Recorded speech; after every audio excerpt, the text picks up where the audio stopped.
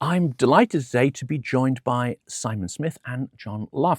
This is a companion interview to the one that you would have seen with Keir Giles and Orisia Lutsevich last week on the extraordinary article that's been penned about the risks of negotiation, in fact, the risks of a poor or premature peace negotiation. I'll give you a bit of a biography and then we'll jump into it. Simon Smith is chair of the Ukrainian Forum Steering Committee at Chatham House. He served as British ambassador to Ukraine 2012-2015 during the Euromaidan Revolution, or Revolution of Dignity, Russia's annexation of Crimea and the outbreak of the Donbas war. Before Kyiv, he was director for Russia, South Caucasus and Central Asia at the UK Foreign and Commonwealth Office 2005 to 7, giving him extensive experience in British policy towards Russia and the post-Soviet region. Smith is regarded as one of the UK's most experienced diplomats on Eastern Europe.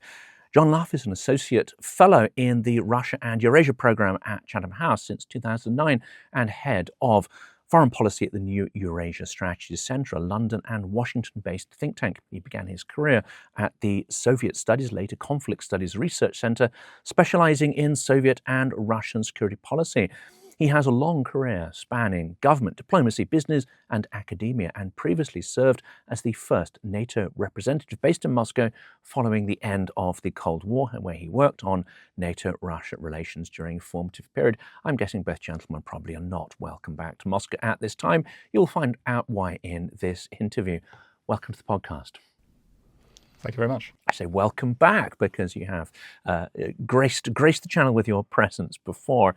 I'm going to intermingle the questions just to keep it sort of lively. But could we start by breaking down the broad idea of why a ceasefire is not peace? Because it seems in the minds of many people I speak to, whether it's the public or some politicians, and even dare I say it, some diplomats, there seems to be an acquaintance where they seem to acquaint this idea of a ceasefire with the idea that, well, hostilities are over in a kind of 1918, the guns fall silent, 11 a.m., on the 11th, blah, blah, blah. Why is it nothing like that?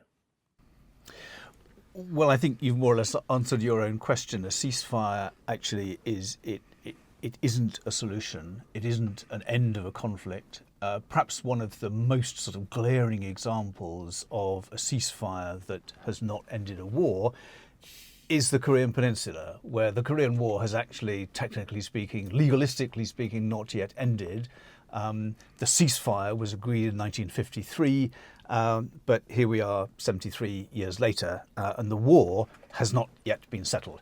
Now, you can argue that that puts in place a situation which is, in fact, in many ways more settled, but agreement has not been reached between North and South Korea on a whole load of questions.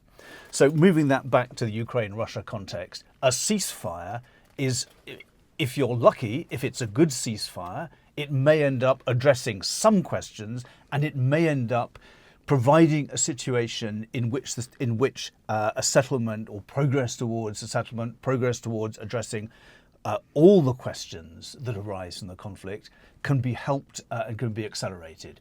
But that is not necessarily going to be the case. A ceasefire, particularly if it's a bad ceasefire, can end up making things worse.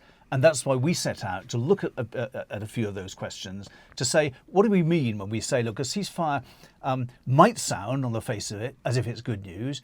And if you do it right, it could be good news. But there's a lot of reasons why if you don't do it right, and even if you do it right, but nonetheless the parties involved are not committed to it in good faith, or have better ideas than a ceasefire, it may not last. And if it doesn't last, that could make the situation worse. And giving the Korea example, there's still provocations, there's confrontations, there's even, sometimes shells, missiles, etc., killing civilians and troops on both sides. So this is a very hot piece, as it were. That's right. I mean, I in some ways, I kind of hesitate always to use the Korean example, but it is a very simple, straightforward one. What I think it profoundly is not is an example of how to do things to settle the war that Russia has unleashed on Ukraine. Because, as I say, it's a situation that has left questions unaddressed and unanswered. It's left injustices prevailing for 73 years. And it's left one of the parties to that war is left North Korea in a state where it is completely in thrall to a regime that has none of the aspirations or objectives of the North Korean people at heart. It has its own survival as its core objective. And that's where I fear it almost does begin to have some sort of example to show in the Russian situation, because I feel, and we're wandering slightly wider from your question here, but I do feel that the way in which Putin's regime has set down its course of control and of excluding the principles of kind of fair competition, of democracy, fair competition either in the economic and political space as well, it comes to resemble the North Korean regime more and more. Of course, they are two very different, but in that context, again, the Korean example reminds us, if that's a situation you want to cement in place for 73 years, it might not be the best thing to do. And John, you sort of make the point about ceasefire not being peace, I think, by pointing out something so extraordinarily obvious to Ukrainians and mystifies me why it's not obvious to others, and that is that Russia's objectives have simply not changed. Well, Putin's objectives have certainly not changed, and there's no indication at this stage that he has a reverse gear. He is still seeking to subjugate Ukraine to Russia. He wants to, of course, change the Ukrainian leadership. He wants to ensure that Ukraine can't integrate into any form of European or Western security structure, which, of course, with the condition NATO is in now, I think there's absolutely no possibility that Ukraine is going to join NATO. General Zaluzhny said it very directly. Yesterday, exactly that. And of course, he's right on that point. But he did stress that there was a possibility for Ukraine to be part of some sort of European defense structure. And Putin certainly wants to prevent that happening. And I think the broader issues then around the demilitarization of Ukraine and then the Russian language, the Russian Orthodox Church, these are all going to be requirements that go into what he would call a peace settlement. But my personal view is that as long as he is in the Kremlin and dictating policy, there is no prospect for peace in Ukraine. There might be some sort of attempt for Russia to seek a pause in hostilities, to regroup, and as Ukrainians rightly believe, then have another go at trying to break Ukraine's back. So we still don't see any real indication of this right now, but I think it's fair to say that the pressures are building in Russia. And if a year ago one could say that Putin was fighting this war comfortably, it's no longer possible to say that for a whole series of reasons. We can see the economic pressures. Ukraine's medium strike and so-called deep strike campaign is certainly having an effect. It's woken up possibly millions of Russians to the fact that they are not insulated from this war. It looks as though they're having some problems recruiting soldiers of the necessary quality to fight a more sophisticated war. So they've got to change a few things, and there's an expectation that possibly after the Duma elections in September there'll be some move to mobilize more soldiers, probably just not in the way it was done, in the incompetent way in September 2022, but certainly they'll be drawing on greater resources in society, which is going to be unpopular. And precisely those more, how shall I say, those better educated, more capable soldiers that they're looking to recruit come from a segment of society that's actually not that willing to fight. So there are certain dilemmas here, I think, building. And so it's possible, perhaps reasonable to assume that there will be greater pressure on Putin to try and find a way out of this situation by using political rather than military means. And this is where, of course, a ceasefire or some sort of pause in hostilities becomes very interesting for him. It's fascinating, isn't it? And I totally agree that the full mobilization is coming. It comes with political risks.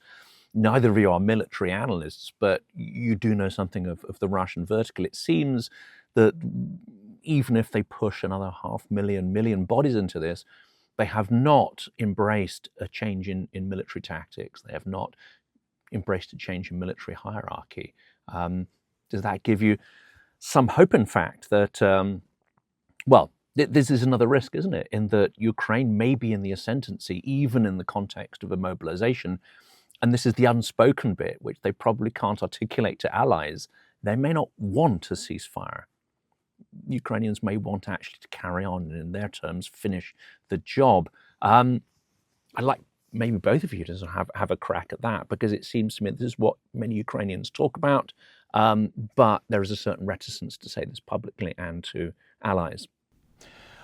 I think what the question perhaps doesn't quite address there is that there is a very important kind of external environment to what's going on here. Now, Putin will be looking at that in his way, which will be encouraging him to ask himself questions that says, how long is the support that Ukraine has got from European countries, from the United States, from NATO countries in general, how long is that going to continue to be a kind of serious factor? And he will have his eyes open to the threats, to the strength or to how strong that support has been hitherto. He'll be looking at various kind of political prospects in Europe. He'll be looking at the possibility that governments will change in Europe in a way which actually is voting into office governments that are less inclined to support Ukraine and are more inclined to see Putin's point of view to some extent. He'll also, of course, be looking at the kind of way in which the Trump administration's approach to all these issues goes backwards and forwards, is liable to kind of sudden change according to the mood in which the president wakes up after his night of issuing social media posts and so on. And so he'll be looking at that and you know, he would not be wrong, in my view, to look at all that as containing some degree of opportunity and some degree of a message that says, yes, okay, if you're true with yourself, Mr. Putin, things are not going very well for Russia at the moment, but there's a lot of reasons to think if you grit your teeth and stick with it, then actually there's a lot of other points, on that kind of wider geopolitical landscape that can begin to sort of crumble and decay and put you in a better position, really, possibly even quite quickly. John, is the idea of Ukraine winning diplomatically unpalatable to many in the West, even if they give, let's say, lip service to supporting Ukraine? I don't think that any European capitals can seriously see Ukraine winning this war. They might be able to imagine a scenario where things go bad in Russia, and certainly the Biden administration really feared that we might witness, the collapse of Russia, perhaps the collapse of the Russian Federation if Putin were defeated. I mean, it's remarkable to think that 2 years ago, the Americans were still deeply opposed to Ukraine striking targets, deep in the Russian Federation. Or even shallow, using HIMARS just to take out artillery around Kharkiv. Yes, that's exactly how it started. Yeah. But the notion that they were going to attack oil refineries and the Russian economy, that was regarded as an unnecessary escalation. And meanwhile, the Russians were merrily flattening parts of Ukraine's critical infrastructure and industrial assets. So there has been a sort of remarkable change. I think there is still a hope that Putin can be persuaded that this war is unwinnable on his terms, and therefore he is going to have to try and negotiate a settlement. And I think the Ukrainians are more bullish here in the sense that they are bringing the war home to Russian society at large. They are threatening to turn Crimea into an island, which is having all sorts of remarkable effects. They have achieved an extraordinary feat of creating a countrywide fuel crisis in Russia. They've now attacked the biggest retail organization in the country, Wildberries, the equivalent of Amazon, which is the 10% of retail trade, and has something like 80 million customers. So if you want to bring this home again to Russian society, that this war is not going well, and Putin promised, and in fact said that one of the war goals was to make the Russian Federation more secure, then people should be drawing certain conclusions. But of course, in real life, it's never as simple as that. Of course, there's a section of society that's asking the question, what on earth is this for? How long is it going to last? I didn't realise this was going to affect me when I'm a resident of Omsk or Tomsk or wherever it is. Or crucially Moscow. Yes, or indeed Moscow. But I think Moscow is one thing, because there have been drone strikes on Moscow for quite a long time now. But for Ukraine to be able to hit the biggest oil refinery in Russia in Omsk, it's 2,800 kilometres away, is simply phenomenal. So this is a big wake-up call. Now, there's part of Russian society that's saying, we're so frustrated and angered by this, we're going to blame not Putin, we're blame the Ukrainians. So, it might be, I don't think people are exactly going to rally around the flag, but let's think it's a differentiated picture here. There's some people who are possibly going to be more supportive of some of Putin's goals in Russia. So the idea that Russian society is suddenly going to turn on the Kremlin in its current form, I think, is optimistic. On the other hand, what seems to be more likely to me is that a series of problems will be created by these drone and missile strikes, by the other pressures of war, that lead this extremely centralized decision-making system in Moscow to become overburdened and to start making mistakes. And we've seen a few clues to that. This mobile internet shutdown in Moscow, St. Petersburg, other big cities, that came, interestingly, immediately after the assassination of the supreme leader in Iran. And you might say there's a certain coincidence there. But it seems that one group within the Russian Federal Security Service, the FSB, has sort of won the upper hand here and said that we need to clamp down on mobile internet. Population just has to live with it. All these people who make their living out of apps, and I don't know whether it's the equivalent of Uber, but we've got a very large constituency of people who rely on mobile internet to do business and to make payments, all that sort of thing. They have become aggrieved and angered. So the authorities have stepped back a little bit for now, but we can see other pressures now to encroach on internet access and other things that tend to make me think that if a couple of crises occur simultaneously, then this model of decision making is not going to work well, where everything is in the hands of a very, very small number of people with just one person who's got to make the call. And that one person believes that victory in Ukraine is inevitable. He's being told by his military chiefs it's just a matter of time before we take those fortress cities, the remaining 20% of Donbas. But they've been telling him that for the last 18 months. So at what point is he going to stop believing that message? That is the interesting one, isn't it? And if only were a fly on the wall listening into that. One of the things, I think, Simon, that you flagged there, and you've already alluded to it, one of the greatest dangers here is not the Ukrainian will to win, which has actually, in anything, it's strengthened this side of winter than it was in November, and with the deep strike, the middle strike, etc. The greatest danger you point out is political complacency. I would maybe go a little further here, which is lack of strategic thinking, weakness, a ground level of actual fear of Russia, and democratic incapacity. Even when our leaders know what needs to be done, there is a deficit of political capacity to do that and to have honest conversations with our electorates.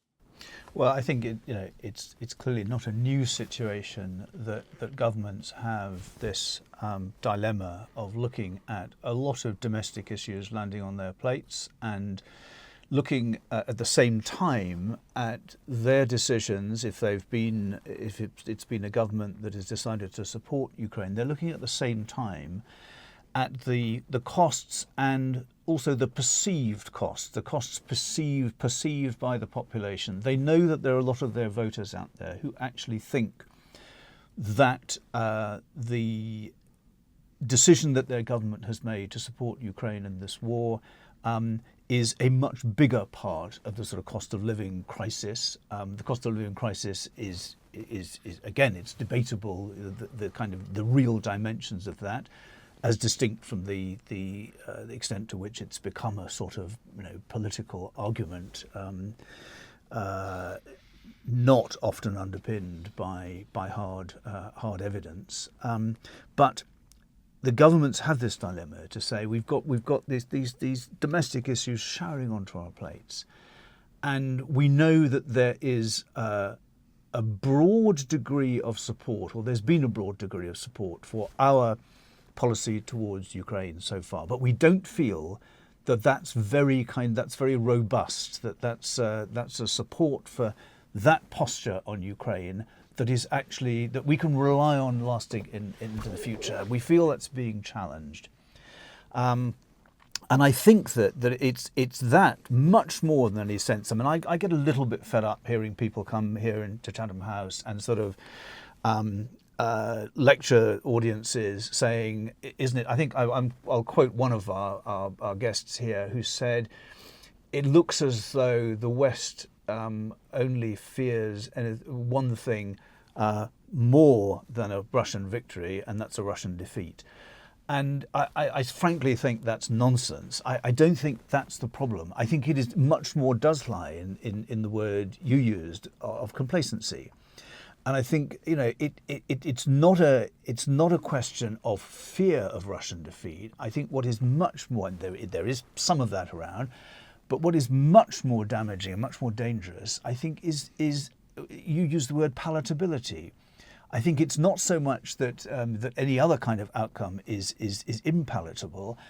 I think it's the fact that too many of the electorates in Western Europe actually feel that a Russian victory is palatable, and I think not enough is being done actually to dig deeper into the implications of a Russian victory in Ukraine, and to say, how are you going to deal with a fundamentally racist and intolerant ideology that has gained a significant victory and gained significant ground in Europe? What sort of Europe are you going to have to live in that? And is that the Europe that you want? And indeed, are we prepared? Would our democracies survive morally and politically if we tolerated something on the scale of the Holocaust happening on the edge of Europe by a power that has at its core ideology the destruction of NATO, Europe, and democratic institutions? If we can stick with that, because it seems to me that what many people expect through negotiation is a kind of peace. You describe it as a grey peace. I think of it more as a hot peace, because I think Russia will be challenging us with possibly even missiles, drones, provocation, sabotage in the event of that. Could you unpack that idea of grey peace and why maybe many in our political environment are just not thinking about the implications of what this is and how actually costly and burdensome it would be to have that sort of rumbling confrontation with Russia? Yeah, I mean, I think perhaps grey peace is too nebulous a concept, consistent with it being grey, as it were. But I think what I had in mind, certainly, in sort of envisaging what the concept of a grey peace is, actually is, and I think that there's somewhere in our recent report where we actually say this, that the grey peace is if it's that kind of peace, it's possibly one of the less bad sort of outcomes, because I think my understanding of a grey peace is one that actually the peace bit of it actually is real, that it is a situation that creates an environment in which the conflict stops. Of course, for how long is a big crucial question, but the conflict stops. And in a sense, the sort of chipping away at the peace that has been arrived at is kind of containable, and it doesn't actually threaten the fundamental peace settlement. But the greyness, of course, is also extends to the fact that it is a situation in which there are no clear answers, or there are very few clear answers to the kind of fundamental issues on which, or arising from which, this conflict has come about. And I think for that reason, the greyness is telling people it's not really a solution. It's neither black nor white. It's neither A or B. It's something grey in between, and it means that if you think that it's a great achievement to have stopped the conflict, well, it might be and it might not be, but it still will leave you with a whole lot of more of extra things to do to say, how do we actually improve on this situation, rather than to say, didn't we do such a great job stopping the conflict? There's no bombs flying, no missiles, no drones, etc. Didn't we do well? The grey piece reminds you that that you might have done modestly well, but there's a heck of a lot more you still have to do. John, if I could pack sort of two questions together here. One, I think you make the important point, which is often overlooked, is that diplomacy in the Moscow playbook, as it were, negotiations themselves are just another battlefield, and that actually peace in Moscow's terms, or at least in Putin's terms, that means domination and coercion still. Peace is, we're not talking about the same word peace when we use it and when the Kremlin uses it. Yeah, I think that's absolutely fair judgment. Our idea is that peace in this case means that some sort of mutual understanding is reached. Both sides are prepared to make compromises, and then an acceptable, stable modus vivendi can be achieved. Whereas Russia's goal here is to impose a specific set of conditions on Ukraine in the belief that Ukrainians and their allies can't resist that outcome. And I'm in no doubt that Putin thinks that is still perfectly achievable, despite the fact that he's been at this, and it's a scary thought to think that in February next year, I'm quite sure this war will be continuing at that stage, it will be 5 years. He can just never have imagined that Ukraine and its allies would be able to put up this degree of resistance. Of course, he tries to claim it's all taking longer than hoped because Russia's having to fight the entire aggressive NATO bloc, despite the fact that Trump's been so friendly to him and has been prepared to make all sorts of concessions, even as things did go wrong in Alaska a year ago. Including the blocking of Patriots, the co-manufacture. Well, I tend to think that the story is exaggerated because Trump obviously was an off-the-cuff comment when he said to Zelensky, "Yes, fine, we're going to let you, have a license to produce Patriot missiles." That was going to take a year and a half, maybe 2 years. So this is not a solution. Another solution needs to be found, and I suspect will be found, but will be found too late. So Ukraine is going to have to endure, another winter of its critical infrastructure being attacked. And there's, speculation that the Russians may widen the campaign to attack. The water supply, sewerage, make major cities pretty much uninhabitable. I'm sure if they want to do that, they can certainly deploy those weapons because Ukraine has extremely limited defences against them. You've just witnessed this yourself in Kyiv. Well, I don't know how far this is known. Even some people in Kyiv don't know this, but if you drive north of Kyiv to the reservoirs, there is significant flooding, because they've been trying to take out the main water reservoirs north of Kyiv. Now, if they succeeded, and they probably won't because that's reinforced concrete of an extraordinary strength, that would flood a basin that contains hundreds of thousands of residences. So what we're seeing is a monstrous war crime and a monstrous intent on a scale which is comparable to the Nazis. But as you say, if they can do it, they will. Yeah, I'm afraid so. We have to be absolutely prepared for that. The Ukrainians know full well that this is the price they'll pay for further resistance. And I'm not surprised that President Zelensky at the moment is talking about the possibility of some peace arrangement being reached by the end of the year. But it will not be a peace settlement. Peace settlements take years to work out. So can Ukraine's attacks on the Russian hinterland reach such a scale and such a degree of effectiveness that Putin has to think about possibly a ceasefire in the air, at least a cessation of deep strikes on both sides? I don't exclude that 100%, but I think that Ukraine would have to cause a lot more damage on the Russian side for that to happen. And what we don't know is just how sustainable this campaign is at the moment, because once they started attacking, for example, the Wildberries warehouses, which have gone up in smoke in all sorts of locations now and continue to do so, they in fact reduced the number of attacks on oil refineries. So it seems to be sort of one or the other. It's difficult to combine the two. But the fuel crisis in Russia is definitely not over. We know that the Russians have had to patch up a number of refineries. They've had to import product from elsewhere. They've downgraded production of some fuels, which is going to affect people's catalytic converters, all that sort of thing. So the market is still very tight, and it's possible that if one major refinery, another major refinery is taken out for a longer period, there'll be regional shortages, and it looks like the Russian side is not particularly well placed to handle this. So I think Ukrainians' hope would be that they can achieve that outcome, but I still don't feel particularly optimistic that we're going to get through the next few months without a further escalation. And I think the hope of some ceasefire, I think, is still rather vain. You both have experience observing this. I'm going to throw in again. This is a sort of off-the-cuff question that wasn't in the script, but Putin said something incredibly revealing, I think, just recently, and it harks back to some of his comments previously. And I did an episode about this. The Tsar is bored.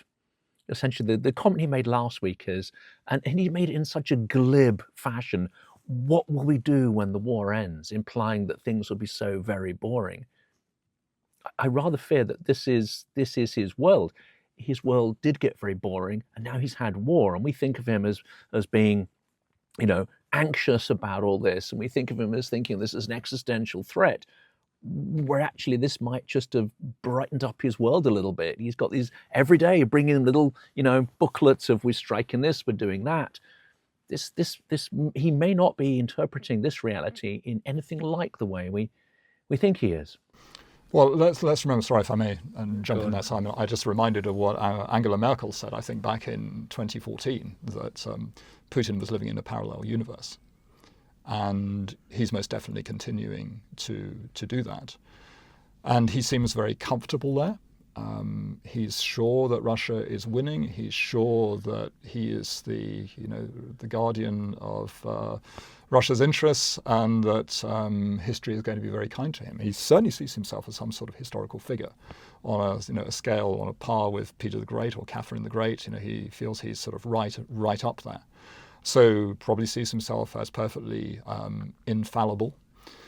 And of course, being an amateur historian makes matters even worse. But he has made some, I agree, sort of bizarre statements recently, suggesting that this is the absolute, be all and end all, and what other existential purpose is there than to fight for territory in Ukraine and ultimately control of Ukraine.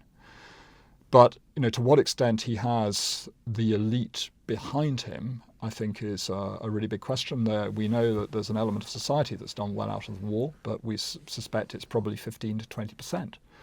A very large number of people are actually indifferent. And my view remains that if he is incapacitated, or when he leaves the Kremlin and the war's still going, it will stop at that point, because this is very much his war. But what is remarkable is that he's been able to translate this personal obsession into a national war, and to rally the system behind him, and not just that, to tighten the system for this purpose, to the point where he will, of course, have damaged Russia's, not just its standing in the world, but its economic interests, that damage will last decades. It's not just going to be overcome by a flick of a switch. So I think from that perspective, there are increasing numbers of people in the Russian elites who can see that the future is not bright. And Andrei Melnichenko's rather strange article in The Economist recently is an indication of that uncertainty, certainly in the business elite. A man who's 54 years old, has taken his assets, has moved back to Russia, has got his assets in Russia, actually understands that he might not be able to protect them. So what does the future look like? He's got to look at a time horizon that goes beyond, I think, the political life of Vladimir Putin. So there are going to be other people doing that. And so I think he was putting his finger up in the air to see, how's the wind blowing here? What sort of room for maneuver is there to discuss this broader issue of how does Russia look, for example, in 10 years' time? I'd love to know who his Krish is, by the way, but that's another question entirely. Just following up on the Melnichenko interview. I mean, I one of the things I found most interesting about that was actually what was not kind of explicitly said, but this sort of picture that kept recurring of someone who was constantly having to do a sort of daily adjusted risk analysis of their own position. And that seemed to me just very typical of what I'm sure a lot of those people in the Russian kind of economic industrial world, who are essentially in different ways kind of bankrolling the war, they're having to do those calculations all the time. But the result of that, as John has implied, is that they still come out with the conclusion that says, particularly in the short term, the risks of actually doing something that say, let's find some men in white coats to take the governor away, put him away somewhere and stop his ridiculous war. The risks of doing that are greater than the risks of gritting our teeth and letting it go on. And that, I think, is the conclusion that we can draw from, in a sense, how little pressure there seems to have been. How little, I mean, in many senses, the reasons are obvious why there is so little kind of publicly articulated argument that says, come on, let's just sit back and take a look at the kind of balance of cost and benefit of this war, and let's begin once again to live in the real world. That's not happening. But as I say, I think part of that is a product of this constant process of, I mean, it's no accident that a lot of these people are bankers. It's what they do every day is to look at risk and make judgments on risk and so on. And that's clearly what's happening in the kind of geopolitical sense as well. I'd like to do an episode on that actually and see what the net worth of these individuals is now compared to pre-war. And I think they're making the calculation that their wealth has accelerated massively during the war, and even with the risk and the losses, they're still up on the whole deal compared to where they were before. And you know, that's a calculation which most people don't think of, but it's a very real one for them. And the counter argument is that the business environment has deteriorated. Those people are never owners of those assets; they're just custorians. Yes, they're tenants, essentially. Yeah, and you know, when you see somebody like Ilya Traba, who controlled the port in St. Petersburg, other assets up there, who was very close to Putin in the 90s. When you see somebody like that jailed recently, you've got to conclude that the former system of protection, patronage, you're calling the Krisha the roof here, isn't working in the same way. So where do you look then for security? All these people have a big problem. And a fifth of them have actually had their assets completely stripped, and they've been reduced down, below the level of billionaire tenants to actually some of them jailed, as you said. I mean, that's one reason why I think there may be some kind of inflection point. But let's focus back on the West here, because there seems to be an extraordinary pressure to try to get back to normal, to return to things the way they were. One of those could be a premature lifting of sanctions, etc. How important is it that if we were to enter some negotiation phase, of which I'm highly dubious, at least under Putin, what is the risk of, let's say, European or Western weakness going into such a process? I think that risk is quite considerable. I mean, we talked a little bit earlier about the pressures which Western European governments are under, or which European governments are under, looking at the kind of domestic shifts in voters' preferences and in the rise of parties on the domestic political landscape who I think can pretty clearly be assumed to be actually more comfortable with some of Putin's recipes of racism and intolerance and so on. But in a sense, that's less than half of the problem. The other half of the problem is the numbers of voters who can very easily be duped into voting for an agenda of racism and intolerance by being, in a sense, fooled into thinking that it's an approach to politics that respects people more, that brings politics closer to the people, and that kind of thing. And this has become in so many polities in what we used to refer to as the democratic world. It's become a recipe for, in a sense, introducing essentially anti-democratic politics or anti-political politics, sort of issue-based identity-based politics and so on. And it's become such a successful developing vector in politics that I think that has become a very kind of serious, both a source of confusion and a source of dilemma to more kind of traditional political parties and more traditional politics.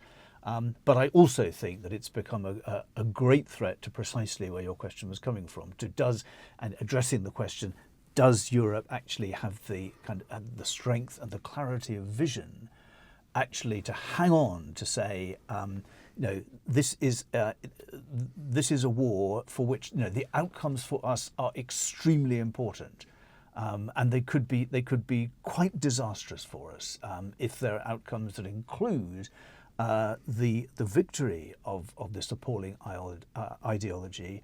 And the boost that will give to other kind of political developments in Europe. Once again, are those the trends we want to live with? And I think governments should be asking themselves, are we doing enough to clarify to our electorate what the questions here really are? If you're going to vote for irresponsible opportunists, don't just think this is a cost-free measure of defiance. Just think more carefully about what you're going to get if you vote for these people. And just to briefly stay on that theme as well, you encapsulate this into, I think, a very powerful phrase, which is enforcement matters more than signatures. And I'm making it a little bit harsh here. If anything, over the last 4+ years, we've seen is that despite the strength of European Western support for Ukraine, it is the metaphorical signature, the symbolism that has mattered more than the outcome, the effect. Support Ukraine for as long as it takes, not aligned with a particular outcome. And unfortunately, we're driven almost by a sort of box-ticking exercise rather than strategic clarity. Is that unfair? I think it's a bit unfair because, I think it characterised that way, it slightly appears to kind of downplay the things that actually have been done. Also the development of the strength and intensity and the quantity of support that Ukraine's allies have provided. Having said all that, however, I'd be the last person to say, to mount a great defence and to say, actually, it's been pretty much on the right track. It's been pretty much really, the support is of the quality and quantity that it should have been. Because I think the real problem all along has been this sort of catch-up incrementalism of the approach of Ukraine's allies, the sort of reluctance to take a slightly bolder step at the right time, and then take it 6 months further down the line, which has always looked as if it's been sort of trying to kind of catch up with the war, as it were. But more crucially, it also looks like fear. It looks like that we are fearful of taking these next significant measures to make sure that in a sense, our next decision on support for Ukraine really makes a sort of step change difference. And I think that too many governments have either been too fearful of taking that next step, or they've looked too fearful of taking it. And that again has fed the assumptions in the Moscow Kremlin to say, actually, these people ultimately, they really don't have the resolve to sustain the level of support to Ukraine that makes us feel that we can't actually grit our teeth and carry on and win. John, there's a critical area here, which I think if we were to go to negotiation, there needs to be a lot greater understanding of. Unfortunately, not everyone in the expert community is necessarily fully aligned on this. But you talk about Russia's minimum negotiating demands. But we know that when they go into negotiations, they always take a maximalist position. It's the old Moscow playbook that Keir writes about so compellingly. But what do you think are their minimum eventual demands that they could get away with? Putin needs visible political gains, as it were, to sell this to his people. That's assuming that there's a scenario where he can stop the war and survive. I'm personally a little doubtful about. But what would Russia's preferred settlement be? what would be, let's say, for them, the minimal acceptable or viable solution if they don't get everything they want? Putin has to control Donbas in its entirety because he said he's going to. He said it so many times now that I don't think he's got any room for manoeuvre there. Secondly, he has to ensure that Zelensky is removed from power. Now, the electoral process in Ukraine may take care of that and may not. There's no guarantee. Whoever replaces Zelensky may be less preferable to the Kremlin than... Well, yeah, but I think the fact is the sense of personal animosity is so great. You know, here was this, as Putin saw it, comedian who didn't know anything about politics, you know, came to power in 2019, who dared to stand up to him. Who Surkov assured Putin that could be controlled. When they had that meeting in Paris where Putin became very angry because, he had just assumed that Zelensky would buckle. And you know, Zelensky was elected in 2019 on a peace ticket. You know, let's face it.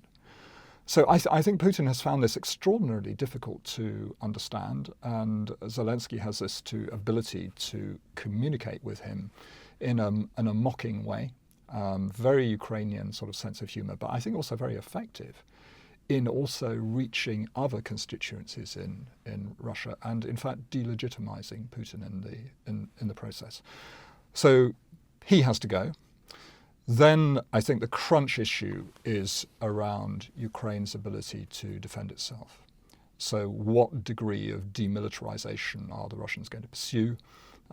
According to the former Minister of Foreign Affairs of Ukraine, Dmytro Kuleba, said that in 2022, in the Istanbul negotiations that April, you know, the Russians were talking about warehousing all Ukrainian, you know, heavy weapons, you know, under Russian guard. Well, that's not going to happen. That would imply the absolute, you know, complete defeat of Ukraine, strategic defeat of Ukraine. And I point out that, you know, when they had the Azov-style defenders in their custody and bombed their own POW camps, and that tells you everything about whether you can trust the Kremlin with anything. And the answer, of course, is no. So in addition, they will want to place restrictions on where the Ukrainians can deploy weapons, in what quantities. And then there'll be a broader challenge around limiting Ukrainian army's interaction with foreign partners. So I think that, you know, all sorts of difficult issues there to deal with. So how high are they going to aim? They're going to say that, you know, Ukraine can't exercise with foreign partners on its own territory, and then see how that flies. But, you know, given some of the main training areas, in fact, in the west of the country, it may be possible to you know, work out some arrangement if and when we reach that at that point.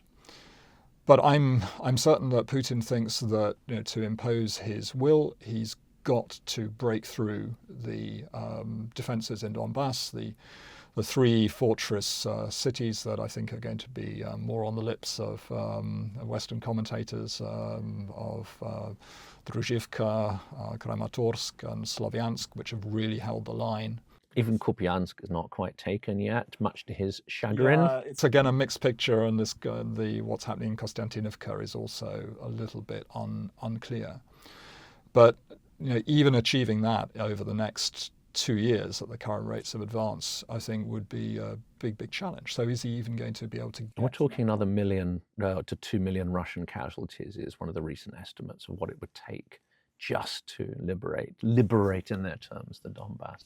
Yeah, it could be something at that level. So, you know, can they find enough soldiers to do that? I'm a little bit sceptical. The latest statistics show that the recruitment levels are dropping slightly, but still not to the point where, you know, supply of men is drying up. And of course, Ukraine has its own specific challenges in that area, which they've been trying to compensate for with use of other technologies and very sort of smart moves.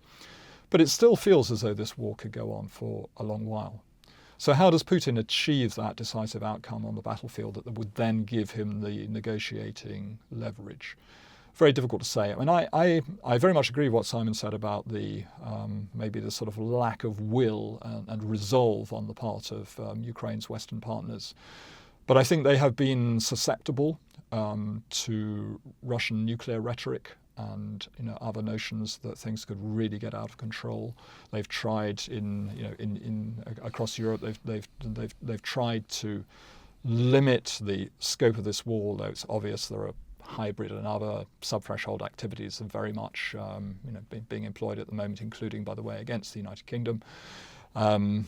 So they could be said they have been partially successful in that move. But there is, I think, still deep down this fear of what happens if things go really bad in Russia. And this sort of knee-jerk reaction, we might get somebody worse than Putin. The Russians might use a nuclear weapon. And I think the chances of the Russians using a nuke, by the way, are so small. Infinitesimally small, actually. Yeah. One wouldn't classify that as a major risk. There are a whole series of reasons for that. But the rhetoric was quite effective, and it worked particularly on the previous US administration. But one remarkable thing over recent days, and I think one has to again give credit here to Zelensky and his team, is the befriending of some figures in the MAGA movement. Now, the Laura Loomer's visit to Ukraine, that seems to have been quite transformative. Other examples of this. I start to wonder whether this is going to affect actually perceptions of Russia and Russian policy in parts of the AfD, or in the Rassemblement National in France. Because this war's been going on for so long now, there's such abundant evidence of the brutality that Russia exports and so regularly uses. And of course, within the AfD, particularly, I think there is this deep-seated fear, in fact, of Russia. It's not just automatic accommodation because we're ideological, I don't know, brethren. I think it goes much deeper than that. So it's perfectly possible that if people within that segment of the German political world are confronted with the reality of what actually we're going to do with Russia that's so violent, we can't just appease it, because that actually might make the problem worse. There'll be a deeper discussion of how we're going to deal with this long term. But the fundamental problem remains in Europe. We don't have a vision of a post-war Russia that could fit into Europe. We don't have a sense of what our tools are in terms of strategy for achieving that. What are our goals here? What are the tools we have available, and what are the means for employing them? All that has to be thought through, and we are nowhere on this. And we've relied for decades on the United States to do a lot of this thinking for us. But we need to start having an earnest, grown-up conversation about precisely this, and we need to look beyond the Putin era. And in so doing, I think, to delegitimize Putin's rule and appeal to those people in Russia who are also looking to the future, thinking, how on earth is this all going to work? Because they don't have any idea either. You have to run off, don't you? Gentlemen, thank you so much for that. I strongly recommend people read the report. It is extraordinary, and thanks to all four of the authors of that report: Simon Smith, John Lough, Orysia Lutsevich, Keir Giles, and a huge thank you to Anna Morgan for helping to make these conversations possible. I hope you enjoyed this. I hope you get value from it. And if you want to do something from this, please, write to your representatives, MPs, get involved. Try to make sure that Ukraine is supported through what is going to be, I think, a difficult winter and possibly a difficult spring as this continues. Thank you.